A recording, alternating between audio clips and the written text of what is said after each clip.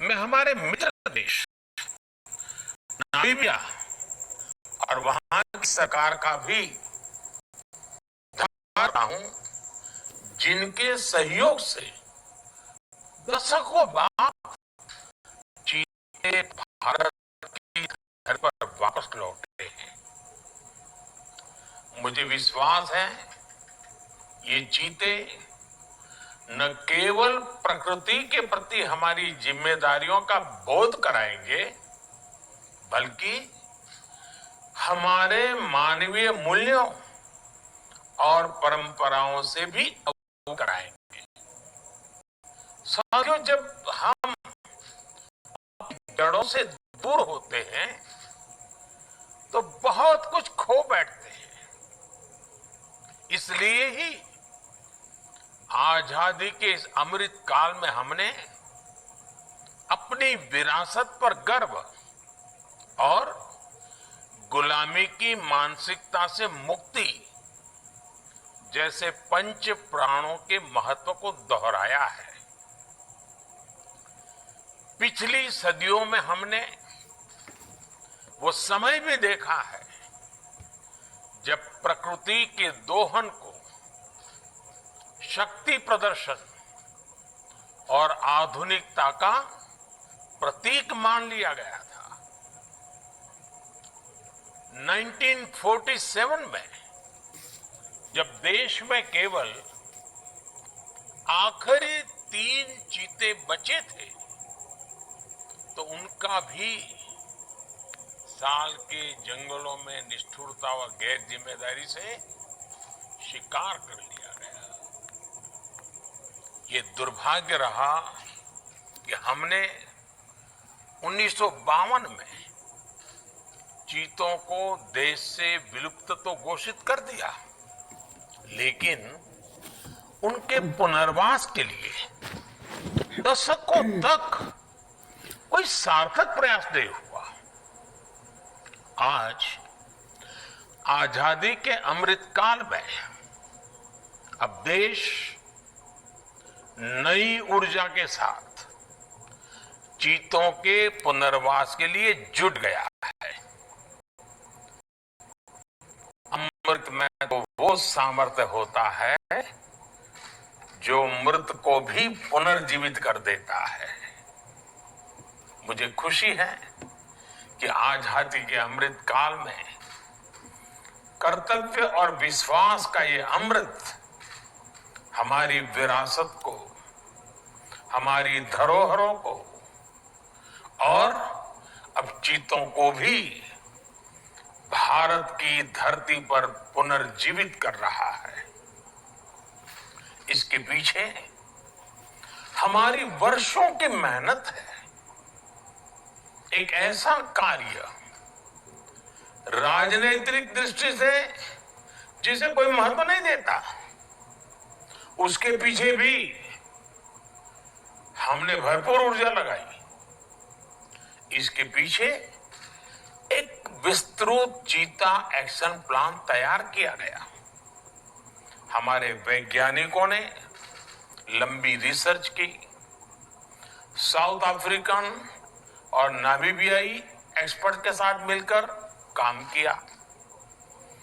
हमारी टीम्स वहां गई, वहां के एक्सपर्ट भी भारत आए।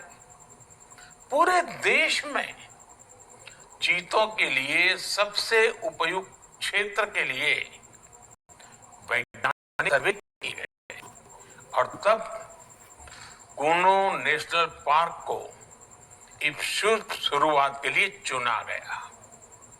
और आज हमारी वो मेहनत परिणाम के रूप में हमारे सामने है। साथियों, ये बात सही है कि जब प्रकृति और पर्यावरण का संरक्षण होता है तो हमारा भविष्य भी सुरक्षित होता है, विकास और समृद्धि के रास्ते भी खुलते हैं। कूनो नेशनल पार्क में जब चीता फिर से दौड़ेंगे तो यहाँ का ग्रासलैंड इकोसिस्टम फिर से रिस्टोर होगा। बायोडायवर्सिटी और बढ़ेगी। आने वाले दिनों में यहां इको टूरिज्म भी बढ़ेगा। यहां विकास की नई संभावनाएं जन्म लेगी, रोजगार के अवसर बढ़ेंगे। लेकिन साथियों, मैं आज आपसे, सभी देशवासियों से एक आग्रह भी करना चाहता हूं।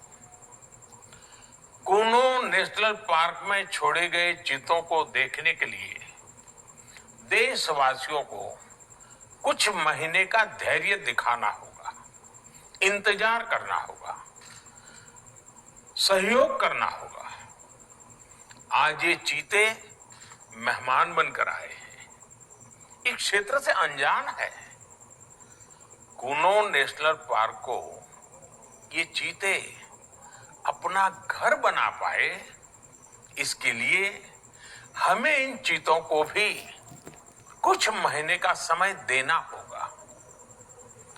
अंतर्राष्ट्रीय गाइडलाइंस पर चलते हुए भारत इन चीतों को बचाने की पूरी कोशिश कर रहा है। हमें अपने प्रयासों को विफल नहीं होने देना है। साथियों, दुनिया आज जब प्रकृति और पर्यावरण की ओर देखती है तो सस्टेनेबल डेवलपमेंट की बात करती है, लेकिन प्रकृति और पर्यावरण, पशु और पक्षी भारत के लिए एक केवल सस्टेनेबिलिटी और सिक्योरिटी के विषय ही सिर्फ नहीं है। हमारे लिए ये हमारी सेंसिबिलिटी और स्पिरिचुअलिटी का भी आधार है। हम वो लोग हैं जिनका सांस्कृतिक अस्तित्व सर्वम खल्विदम ब्रह्म इस मन पर टिका हुआ है।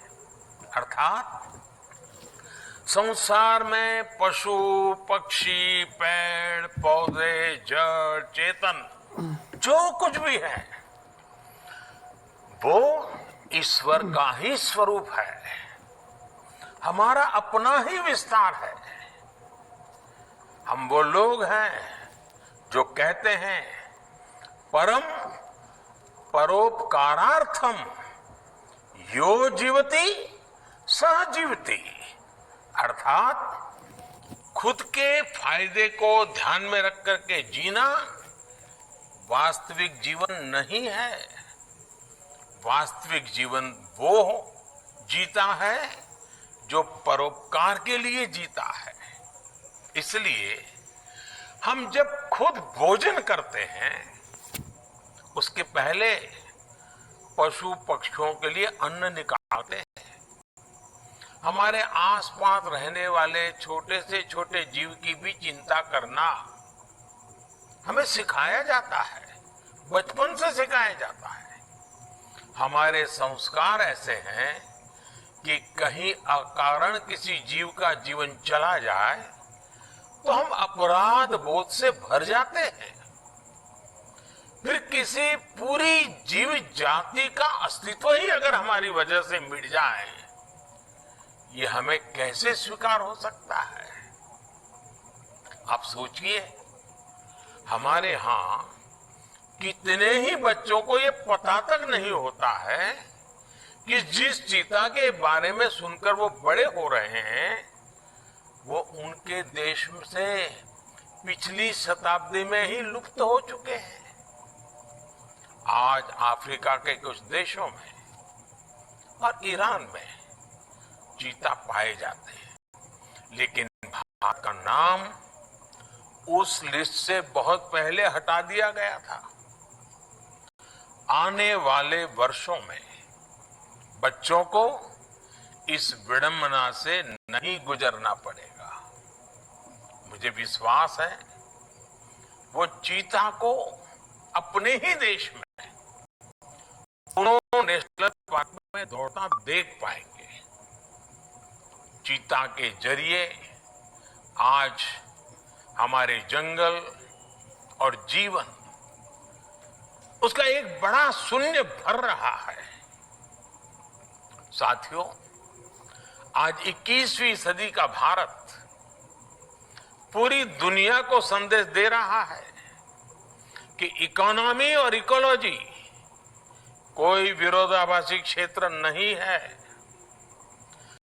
पर्यावरण की रक्षा के साथ ही देश की प्रगति भी हो सकती है। ये भारत ने दुनिया को करके दिखाया है। आज एक और हम विश्व की तेजी से बढ़ती अर्थव्यवस्था में शामिल है, तो साथ ही देश के वन क्षेत्रों का विस्तार भी तेजी से हो रहा है। साथियों, 2014 में हमारी सरकार बनने के बाद से देश में करीब करीब 250 नए संरक्षित क्षेत्र जोड़े गए हैं। हमारे यहां एशियाई शेरों की संख्या में भी बड़ा इजाफा हुआ है। आज गुजरात देश में एशियाई शेरों का बड़ा क्षेत्र बनकर उभरा है। इसके पीछे दशकों की मेहनत, रिसर्च बेस्ड पॉलिसीज और जन भागीदारी की बड़ी भूमिका है। मुझे याद है, हमने गुजरात में एक संकल्प लिया था। हम जंगली जीवों के लिए सम्मान बढ़ाएंगे और संघर्ष घटाएंगे। आज उस सोच का प्रभाव परिणाम के रूप में हमारे सामने है। देश में भी टाइगर्स की संख्या को दोगुना करने का जो लक्ष्य तय किया गया था, हमने उसे समय से पहले हासिल किया है। असम में एक समय एक सींग वाले गैंडों का अस्तित्व खतरे में पड़ने लगा था, लेकिन आज उनकी भी संख्या में वृद्धि हुई है। हाथियों की संख्या भी पिछले वर्षों में बढ़कर 30,000 से ज्यादा हो गई है। भाई और बहनों, देश में प्रकृति और पर्यावरण के दृष्टिकोण से जो एक और बड़ा काम हुआ है, वो है वेटलैंड का विस्तार। भारत ही नहीं, पूरी दुनिया में करोड़ों लोगों का जीवन और उनकी जरूरतें वेटलैंड इकोलॉजी पर निर्भर करती हैं। आज देश में 75 वेटलैंड्स को रामसर साइट्स के रूप में घोषित किया गया है, जिनमें 26 साइट्स पिछले 4 वर्षों में ही जोड़ी गई हैं।